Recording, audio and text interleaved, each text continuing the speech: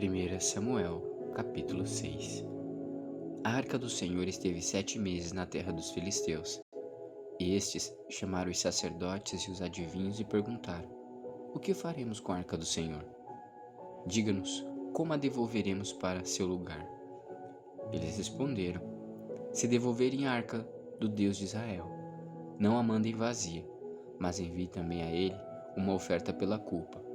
Então vocês serão curados e saberão por que a mão dele continua pesada sobre vocês.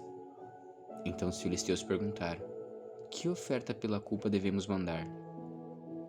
Os sacerdotes e adivinhos responderam: Mandem 5 tumores de ouro e 5 ratos de ouro, segundo o número dos governantes dos filisteus, porque a praga é uma e a mesma sobre todos vocês e sobre todos os seus governantes.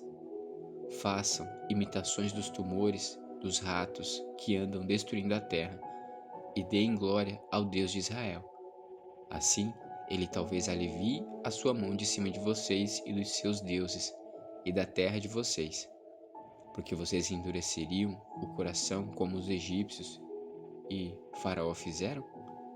Não é verdade que, depois que Deus os maltratou, eles deixaram os israelitas sair, e eles foram embora? Agora, pois, façam um carro novo, arranjem 2 vacas com crias, sobre as quais nunca foi colocado jugo, e amarrem as 2 ao carro. Quanto aos bezerros, levem-nos para casa. Então, peguem a arca do Senhor e a ponham sobre o carro, e num cofre, ao lado dela, ponham as figuras de ouro que vocês vão lhe enviar como oferta pela culpa. Depois, deixem o carro ir. Fiquem observando. Se ele subir pelo caminho de Bet-Semes, que leva a seu território, então foi o Deus de Israel que nos fez este grande mal.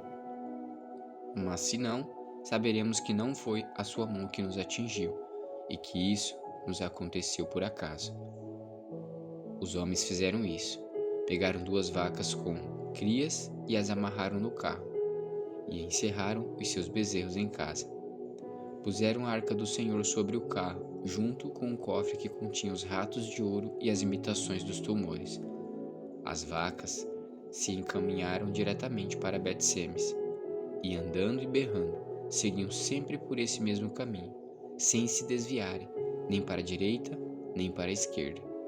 Os governantes dos filisteus foram atrás delas, até a fronteira com Bet-Semes. O povo de Bet-Semes andava fazendo a colheita do trigo no vale.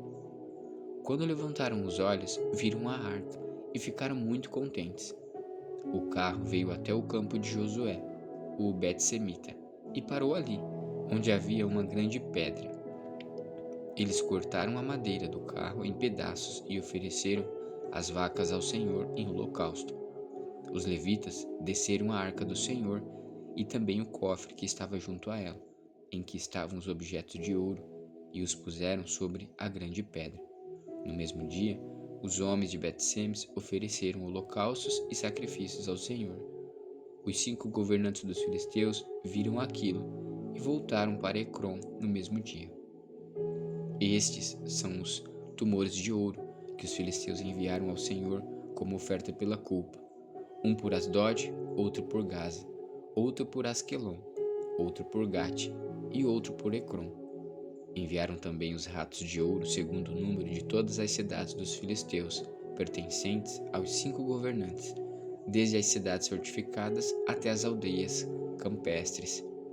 A grande pedra sobre a qual puseram a arca do Senhor, esta até o dia de hoje, com Josué o Bissemita. O Senhor feriu os homens de Bet-Semes porque olharam para dentro da arca do Senhor, matando 70 deles. Então o povo chorou, porque o Senhor tinha feito tão grande matança entre eles. Os homens de Bet-Semes disseram: Quem poderia estar diante do Senhor, este Deus santo? E para onde subirá, para que fique longe de nós? Então enviaram mensageiros aos moradores de Quiriate-Jearim, dizendo: Os filisteus devolveram a arca do Senhor. Venham até aqui e levem a arca com vocês.